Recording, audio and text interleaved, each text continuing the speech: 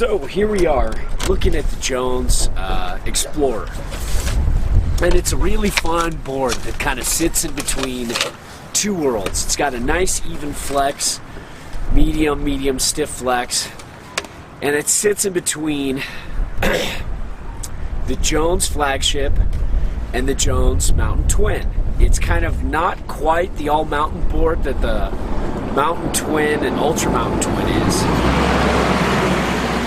and it's not quite the free ride board that the flagship is, but it's a nice marriage between the two worlds. And I find myself often recommending this to so many readers because it's such a good board. Like the Jones Mountain Twin, rides better switch, feels more, a little more freestyle, and it's more park friendly, a little more fun that way. The Jones flagship is a little better floating in powder, just a touch, a little more directional, just a little bit better of an all free ride board, all condition free ride board. But this has really solid edge hold. It's a really fun turner, where the Jones Mountain Twin feels a little more stable and a little slower turning. This feels more kind of like a gun. It's got that quick turn initiation. It's pretty fun to carve. I mean, there is just a little bit of camber between the feet.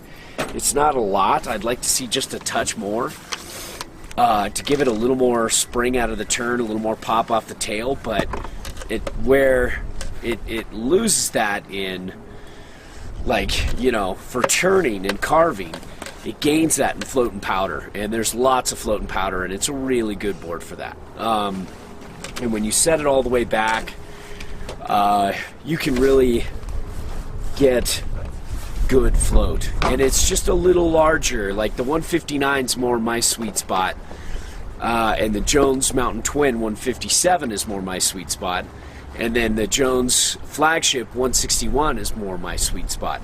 So like I said again, just like we talked about before, in terms of sizing, this is just in between those two. And I've been riding this for 2 days now and just having a blast with it. It's fun on the pipe. It's just fun hitting groomers.